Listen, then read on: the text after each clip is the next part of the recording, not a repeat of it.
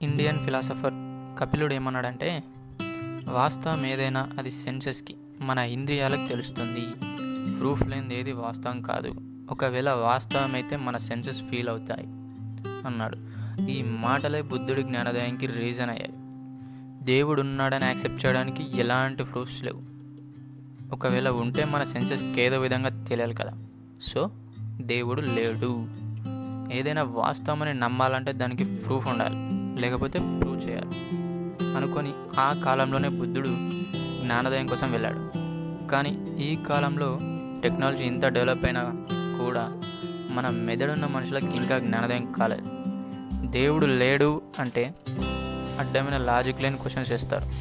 గాలిని చూపించు, నొప్పిని చూపించు, శబ్దాన్ని చూపించు అని. ఊరి నా బ్రెయిన్లెస్ ఫిలోస్, అన్నీ కంటికి తెలిస్తే నీ ముక్కెందుకు, చెవులెందుకు, స్పర్శ ఎందుకు, పూజ చేసుకునిక. కళ్ళు ఒకటి ఉంటే సరిపోతుందిగా. కళ్ళతోనే అన్నీ చెయ్యి, కళ్ళతోనే విను, కళ్ళతోనే వాసన చూడు, ఇంకేం అవసరం లేదు. సో మ్యాటర్ ఏంటంటే, ప్రూఫ్ లేనిది ఏది వాస్తవం కాదు.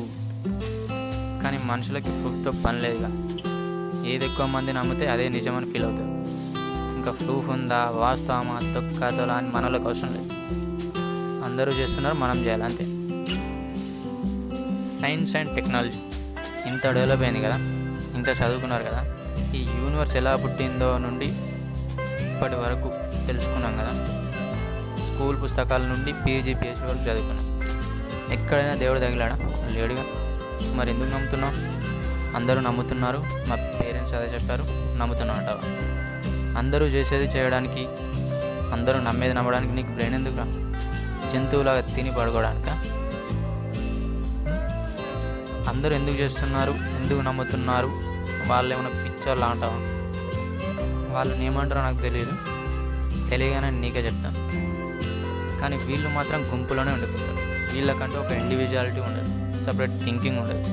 గుంపులోనే ఉంటారు, గుంపు చేసేదే చేస్తారు, గుంపుతోనే బతుకుతారు, లాస్ట్కి గుంపుతోనే చేస్తారు. ఎందుకంటే వీళ్ళకి గుంపే ఆదర్శం, గుంపే మార్గం, గుంపే అన్నీ. సో దేవుడి గురించి ఇంకా క్లారిటీగా మన బుక్లో మాట్లాడుకుందాం. See you.